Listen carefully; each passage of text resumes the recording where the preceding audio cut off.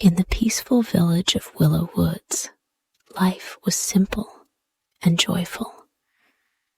The sun was bright, and the birds sang songs that filled the air with sweet melodies. The children of Willow Woods spent their days playing outside, chasing each other, and laughing as they ran through the soft grass. Among the children, there was a brave girl named Alita.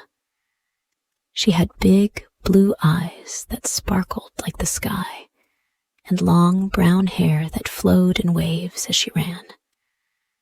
Alita was known for her curiosity and her love of adventure. She would spend hours exploring the woods, climbing the tall trees, and listening to the rustling of the leaves. Each day, after school, she would rush out of her house, excited to explore the wild and wonderful forest that bordered her village. But one evening, something changed. As the sun set and painted the sky in shades of orange and pink, a strange sound echoed through the forest. It wasn't the usual bird calls or the rustling of animals in the bushes. This was different. It was a low, growling noise, deep and eerie, as if something was calling from the depths of the forest. The villagers gathered around the fire in the center of the village. Their faces were filled with worry and fear. The older villagers huddled together, whispering anxiously. "Did you hear that?" Mr. Brown, the baker, said, his voice trembling. "It sounds like a beast." "It must be a monster," cried little Gwen, who was holding on to her mother's dress. She was scared, and her eyes were wide with fear.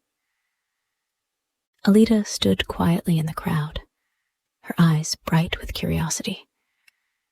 She had heard the sound too, but instead of feeling afraid, she felt a deep sense of wonder. What could it be? She wondered aloud, her mind racing. Maybe it's lost and needs help. She was always ready for an adventure, and this was a mystery she wanted to solve. The elders, wise and old, warned everyone. "Stay away from the forest at night," they said in low, serious voices. "The creature in the woods is dangerous. It will only frighten you." But Alita couldn't shake the feeling that the sound meant something important. That night, after everyone had gone to bed, Alita lay wide awake. She couldn't stop thinking about the growling noise. What was it? Was it really a monster? Or something else? What if it needed help? Alita tossed and turned in her bed. She had to know more. "I have to go," she whispered to herself, feeling both excited and scared. Her heart raced as she imagined what might be waiting for her in the forest. She knew it was risky, but her curiosity was stronger than her fear. When the clock struck midnight, Alita quietly got out of bed. The moonlight was shining brightly through her window, casting soft shadows on the floor. She took a deep breath and slipped on her warm woolen cloak that smelled like fresh linen. She grabbed her small lantern, its glass glowing faintly in the dark, and tiptoed out of the house. The night air was cool against her cheeks, and the stars above twinkled like diamonds. "I will be brave," she whispered to herself, walking with steady steps toward the edge of the forest. The trees were tall and dark, their branches swaying gently in the wind. Alita felt a strange pull, as if the forest itself was calling her name. Every step she took made her heart beat faster. She knew she was going to discover something important, something that would change her life forever. Alita walked deeper into the forest, the sounds of the night surrounding her. The growling noise seemed to grow louder with every step, but she wasn't afraid. Instead, she felt more excited. She was sure that the answer to the mystery was waiting for her just ahead. After a while, she came to a large, ancient tree. Its trunk was thick and gnarled, and its branches stretched high into the sky. The leaves shimmered in the moonlight, casting strange shadows on the ground. It was an old, magical tree, and Alita had heard stories about it. Suddenly, a soft voice called out to her. "Welcome, brave girl," it said, and Alita jumped in surprise. "Who said that?" Alita asked, looking around.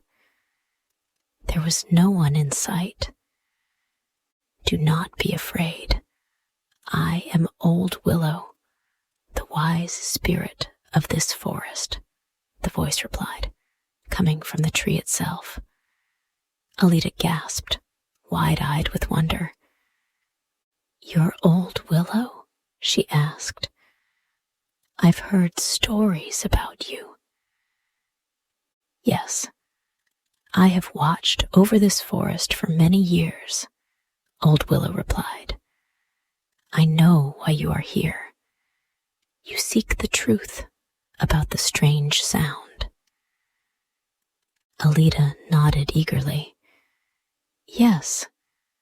What is it? What's making that noise?"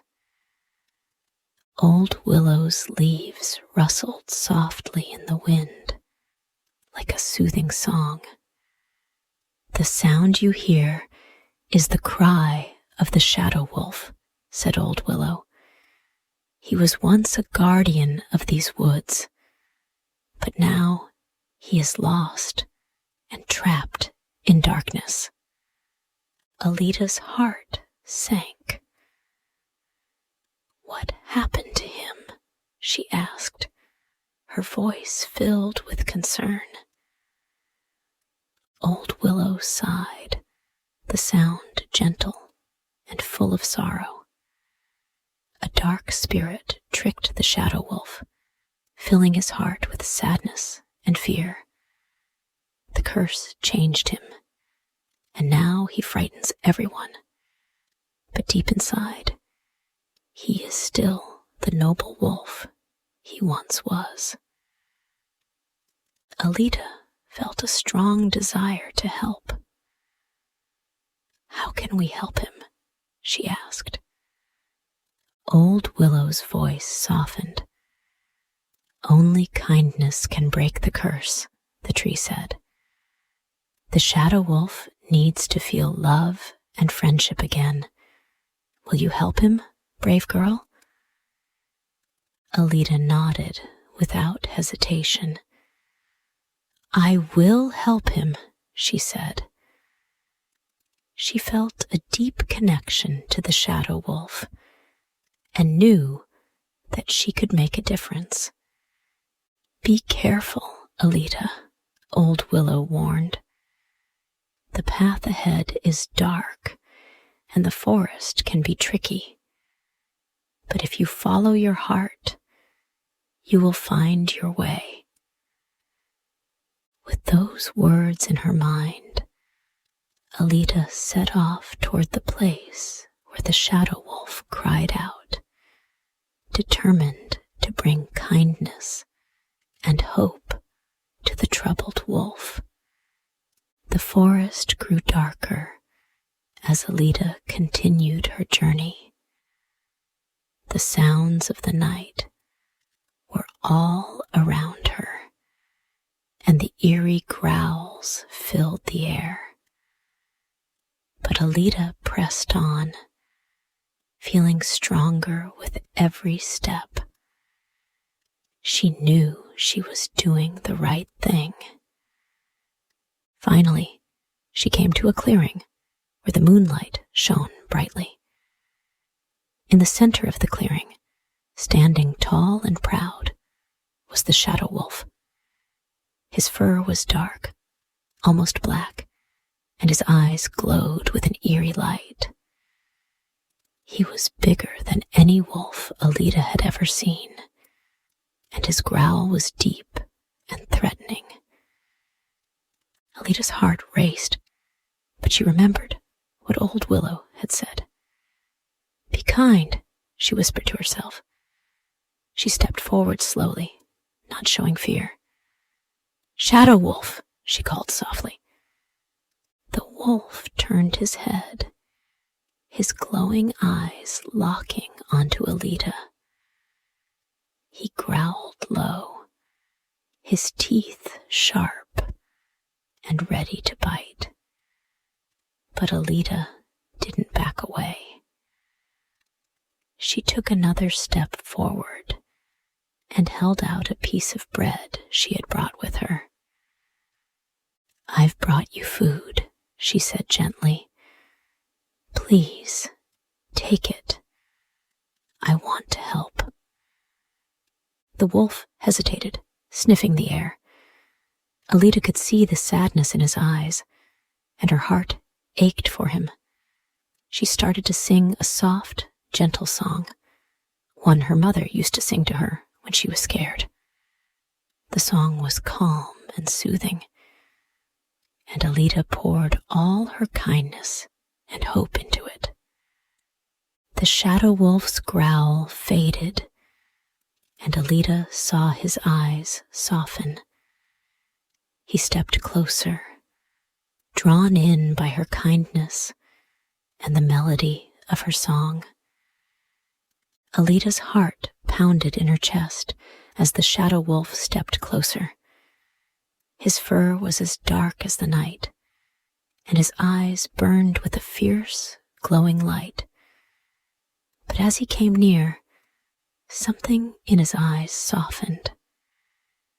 The growl that had once rumbled like thunder started to quiet down, and Alita could feel the tension in the air slowly melting away. Alita didn't stop singing. She let the sweet melody fill the space between them, hoping the wolf could feel her kindness in every note. She continued to hold out the bread, her hands steady, despite the fear creeping into her heart. The wolf sniffed the air again. Slowly, cautiously, he leaned forward. Alita's breath caught in her throat as she watched him take a step closer. His massive paws made soft noises on the ground as he approached. Then, with a careful movement, the shadow wolf took the bread from her hand. His sharp teeth gently bit into it, and Alita watched, holding her breath. For a moment, nothing happened. Then, something magical began to unfold. The tension around them started to fade. The wolf's fur, once dark and heavy, seemed to lighten a little in the moonlight. His eyes, though still glowing, had a softer look in them. It was as if something inside him had changed. Alita kept singing, her voice growing stronger. "You're not alone," she whispered in between verses. "You don't have to be scared anymore." The shadow wolf finished the bread, and to Alita's amazement, he did something unexpected. He lowered his head, his glowing eyes meeting hers. A soft, almost gentle whimper escaped him. Alita felt a rush of warmth in her chest. She smiled at him, stepping closer, still singing softly. "You're free now," she said. "You don't have to be the shadow wolf anymore. You can be a guardian again." For the first time, the wolf's body seemed to relax. His fur shimmered under the moonlight, like the first rays of dawn touching a dark forest. Alita felt a deep connection to him, as if she could feel his heart beginning to heal. The curse was starting to break. The shadow wolf let out a soft, long howl. It wasn't a cry of fear or anger this time. Instead, it was a howl filled with hope, like a song of freedom. The trees around them seemed to respond, their branches swaying gently, as if joining in the wolf's song. Alita watched in wonder as the wolf's form began to change. The dark shadows that had surrounded him started to lift, like mist clearing away in the morning sun. His fur became brighter, almost silver, and his once fierce eyes now looked calm and full of gratitude. Alita felt her heart race with joy. She had done it. She had helped the shadow wolf, not with weapons or strength, but with kindness and love. The wolf, now shining with a silver glow, stood tall and proud. His eyes locked with Alita's, and she could feel the bond between them growing stronger. "You're beautiful," Alita whispered, her eyes wide with amazement. "You're not the shadow wolf anymore. You're free." The wolf lowered his head to her level, his eyes warm with gratitude. "Thank you, Alita," he said, his voice deep and comforting. "You have broken the curse. I am no longer the shadow wolf. I am Silver Guardian of this forest." Alita gasped, feeling a rush of happiness. "Silver Guardian," she repeated, smiling brightly. "That's a beautiful name." Silver Guardian nodded. "I was once a protector of these woods," he said, "but the darkness clouded my heart, and I forgot who I was. You reminded me, Alita. You brought me back." Alita felt a deep sense of pride. "You're welcome, Silver Guardian. You can protect the forest again, just like you did before." The two of them stood together in the moonlit clearing, feeling the warmth of their connection. The forest was quiet now, peaceful. Alita knew her adventure was just beginning. Now, from this point, the story will be continued in the next part.